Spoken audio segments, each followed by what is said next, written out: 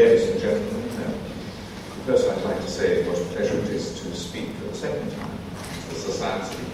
And even more, I should like to thank Hans and Mrs. Hoppe for their extremely generous hospitality, which allows us to solve the problems of the world in perfect tranquility.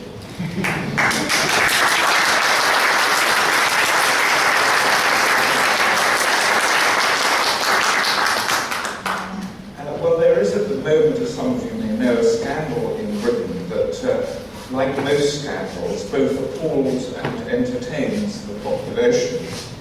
It's been discovered that many members of Parliament have been extravagant in their claims for expenses. Some, for example, have claimed mortgage relief on their second homes that are often the homes allegedly made necessary by their political careers, when in fact they have no mortgage. In another case, a left-wing member of Parliament, previously respected for his independence of thought, claimed $27,000 for bookcases in his home 1 year before he was due to retire. He was granted only $12,000. The leader of the opposition claimed $900 for the removal of the wisteria from the chimney of his house. And my particular favourite was one we did yesterday. A member of Parliament claimed, I've forgotten the amount, for the construction of an island in his pond for his ducks.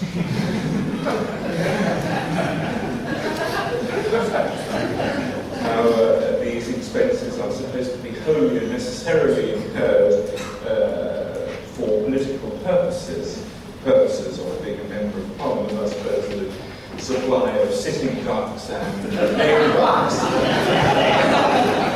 is such a purpose. Anyway, in general, we can say that no expense has been either too large or too small to be claimed. Now, in their defence, many members of Parliament have said that what they claimed was within the rules. And this, it seemed to them, absolved them of all wrongdoing. I don't want to point out again the obvious point that they made the rules themselves, and that it's perfectly possible for rules to be corrupt or to encourage corruption. And I don't want to point out either that what they've done in essence no different from what many of our public servants do every day, and what many executives of joint stock companies do, as we've seen only too recently. Nor do I wish to examine which of their claims was actually within and which was not within the rules. It's difficult to see what rules could possibly allow a man to claim interest relief on a loan that he didn't have. Rather, I'm interested in the argument, or at any rate the implication, that if an action is within the rules, then no moral blame can attach to it. That if something is permissible legally, it is permissible in all other senses. And this argument or implication is not confined to legislators. Many times, at least in Britain, you hear it said in defence of some course of conduct or another, there's no law against it. Now, it's easy to show that this argument is inherently in bad faith. Let's suppose you are someone who's done a notably decent thing, for example, shall we say, helping a blind old lady cross the road, why he did it. Would he ever reply in a defensive tone that there's no law against it?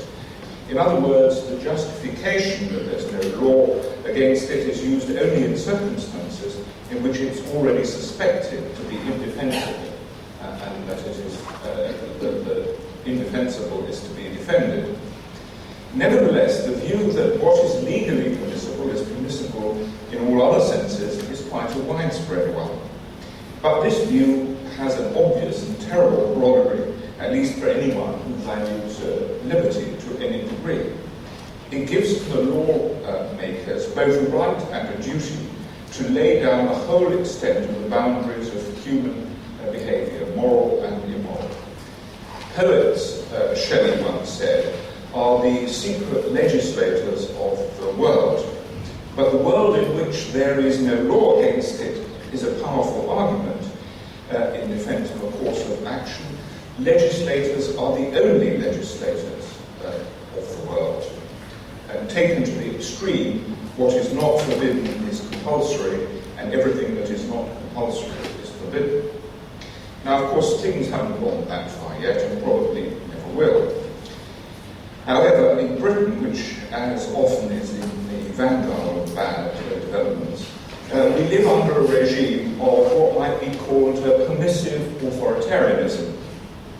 On the one hand, we have a population that is increasingly unself-controlled, even in very small matters. On the other hand, a state of unprecedented surveillance by the state, by parastatal organizations, and by private, that is to say, which is not quite the same thing, non-state organizations.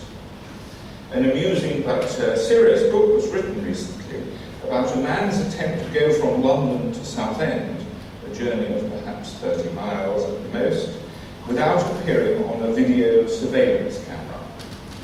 And it was quite impossible, in fact it was impossible to go further than a few hundred yards, even using the most circuitous route.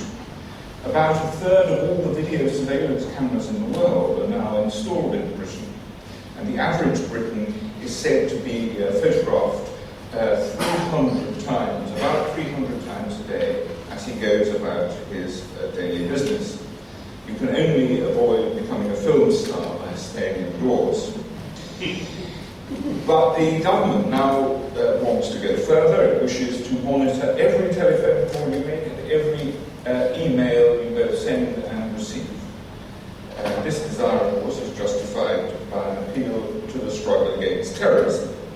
Such terrorism exists, of course, but it is notable that actual terrorists, of whom there are very few, are caught and their attempts followed not by surveillance of, for example, my conversations with my friends, because it's very unlikely that at my age and scores of millions of other people are suddenly going to resort to blowing ourselves up with bombs in public places, but by the methods that will be familiar to the readers of Joseph Conrad's novels about revolutionaries and revolutionary anarchists. Terror is too strong a word, perhaps, for what the British government is selling, but it is selling an unease in everyone, provided only that he is innocent of serious wrongdoing. The serious wrongdoers, of course, are not intimidated by all this at all. Here, I think it's worth recalling de Tocqueville's famous and increasingly prophetic words in his Democracy in America. Above the population, an immense tutelary power is elevated, which alone takes charge of assuring their enjoyments and watching over their fate. It is absolute, detailed, regular, far-seeing, and mild. It would resemble paternal power if, like that, it had for its object to prepare man for manhood. But on the contrary, it seeks only to keep them fixed irrevocably in perpetual childhood. It likes citizens to enjoy themselves, provided that they think only of enjoying themselves. It willingly works for their happiness, but it wants to be the unique agent and sole arbiter of that. It provides for their security, foresees and secures their needs, facilitates their pleasures, conducts their principal affairs, directs their industry, regulates their estates, and divides their inheritances. Can it not take away from them entirely the trouble of thinking and the pain of living? Well, this tutelary power in Britain, at least, is singularly ineffective, even in the most obvious terms of its goals, in part at least because, as yet, it lacks utter and consistent ruthlessness. Let me give you a little example. Recently, I wrote a short book on the social meaning of litter and littering in Britain. In the last few years, and it doesn't really matter exactly how many, Britain has become by far the most littered country in Western Europe. And in the course of the preparation of this book, I happened to notice, not very far from where I live, a large notice on a wall. No littering. Litterers will be fined £2,000, that's about $3,000. Well, it will come as no surprise to you to know that strewn all about the vicinity, to an extent not seen elsewhere, was a huge quantity of litter.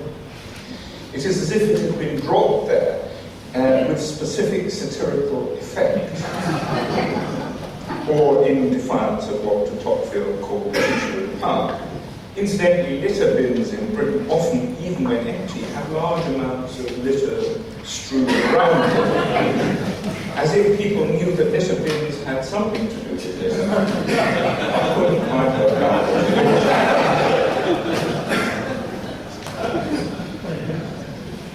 In other words, the tutelary power in Britain threatens, but most of its menaces are as yet empty. Of course, this one day could change. Now, let us consider for a moment the comparatively tiny matter of litter.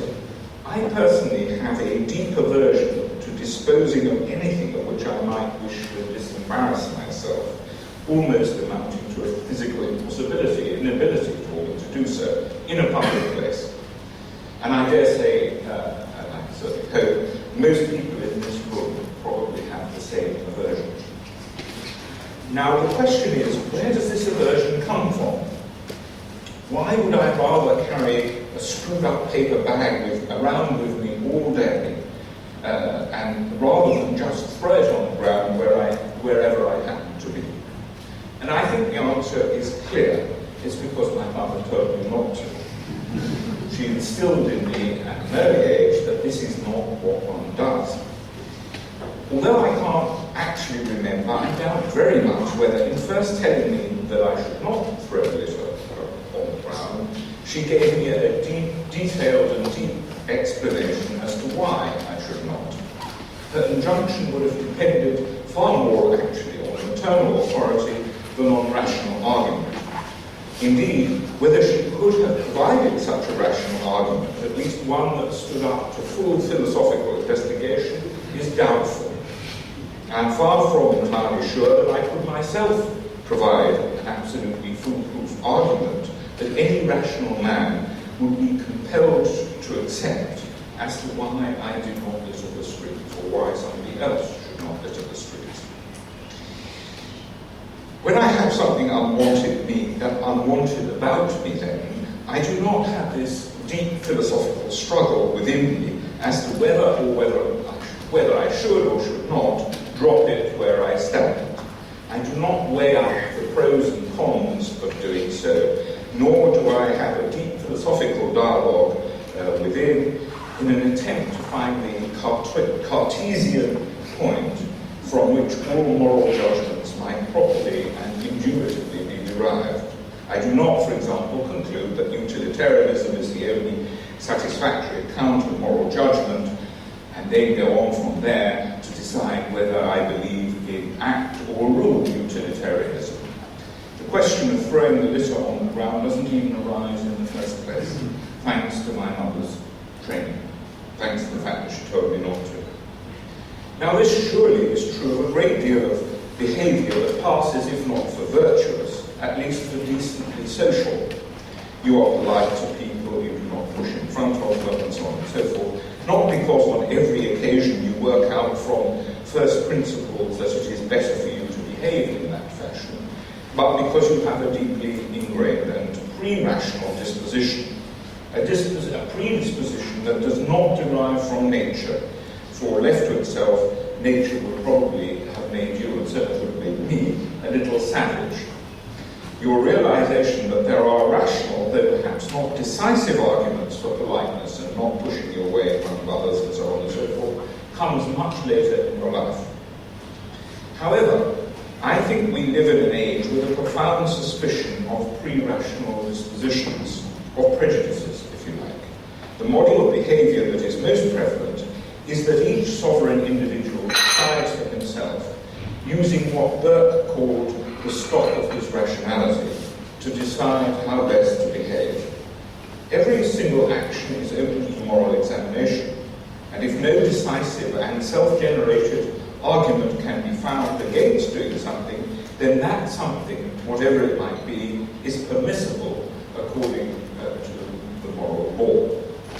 Let me again give you a small but concrete example from Britain. A very high percentage of young people in Britain now appear to believe, at least if their behaviour is anything to go by, that unoccupied seats in front of them on trains are in effect footstools provided for their benefit.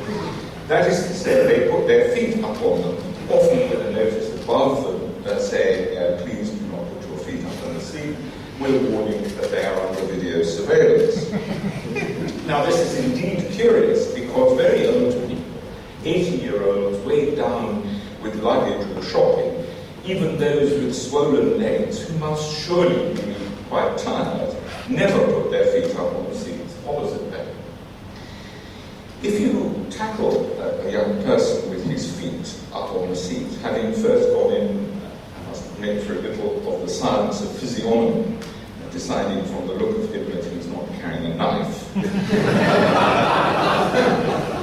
that he has no look of feral malignancy,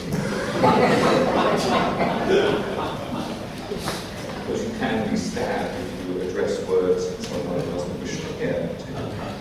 You will soon be engaged on a deep metaphysical discussion as to the basis of the moral judgment that people should not put up their feet on the train seats opposite them. And as with any such judgment, it is in fact extremely difficult to find a conclusive argument that all rational people must agree with. Metaphysics of this kind is always used in a permissive sense, to render permissible what was previously impermissible.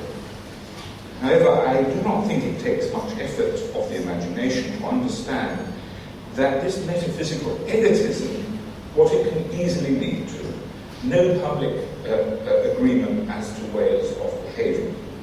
Every last trivial act is open to re-examination, and everyone is able, and indeed enjoined as a responsible citizen and fully independent human being, to interpret the social code in his own way.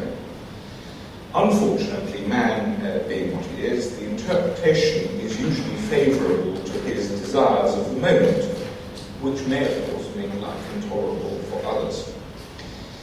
Any other judgment that does not arise from deduction from first principles discovered by the person himself is given the name of prejudice, and there is, of course, a prejudice against prejudice. It is not difficult to see why certain prejudices have indeed been horrible and led to frightful persecutions. What is less appreciated, of course, is that these persecutions themselves have had to overcome contrary prejudices. Lenin, for example, called a great deal of what commonly passed for morality as petit bourgeois prejudice. That is to say, something mean-spirited, self-interested, without recognition of its own self-interest.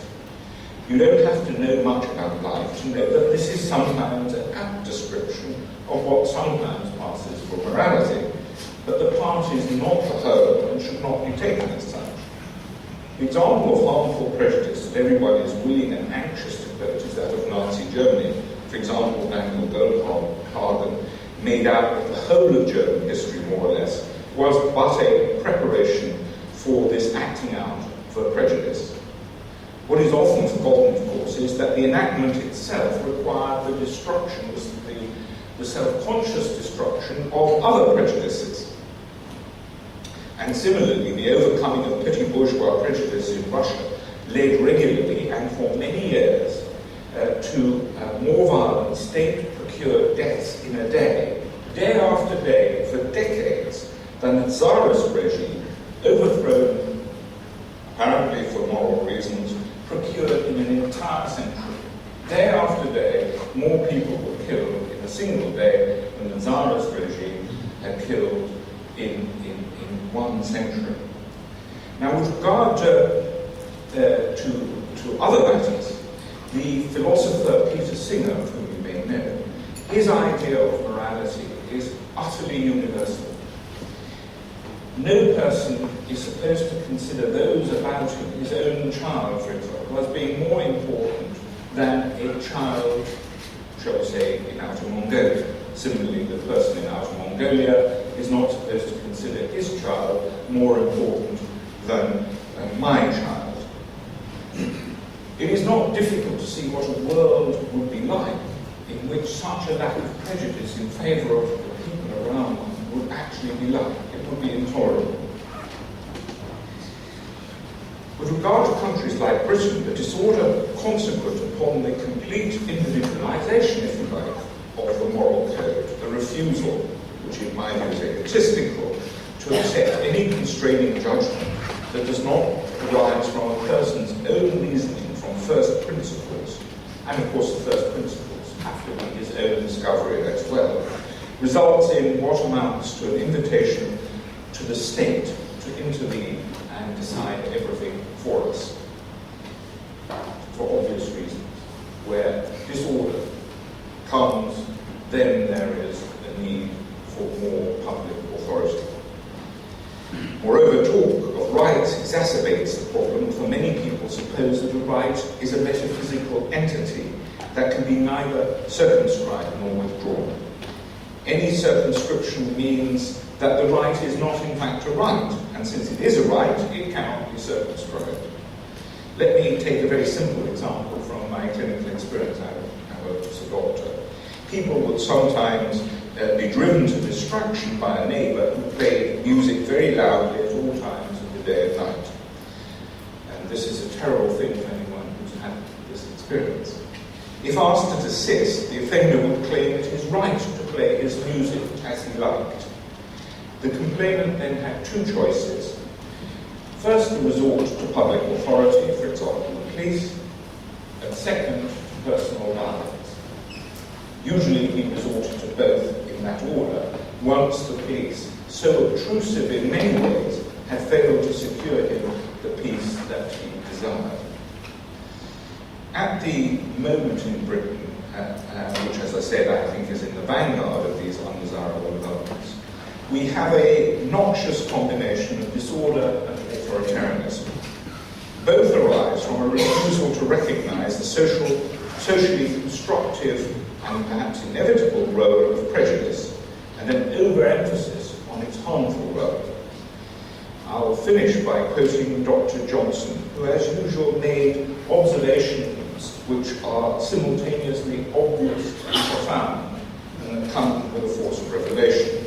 In his life of Jonathan Swift, a man he didn't much like or admire, he said this: whatever he, this is Jonathan Swift, did, he seemed willing to do in a manner peculiar to himself, without sufficiently considering that singularity, as it implies a contempt of the general practice, is a kind of defiance which justly provokes the hostility of ridicule. He, therefore, who indulges peculiar habits, is worse than others, if he be not better.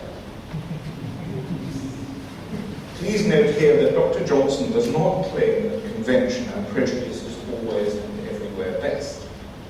Is never to be challenged, thought about, or overthrown. In fact, there has never been an individual more individual than Dr. Johnson. Alas, we have all too often forgotten the subsidiary and additional clause of his statement, and the one that makes it profound. If he be not better. In attacking prejudice, it is that conditionality that is disregarded. And by disregarding it, we give locus standi to the state to become what the Marquis de Christine said that the Emperor Nicholas I was, namely eagle and insect. Thank you.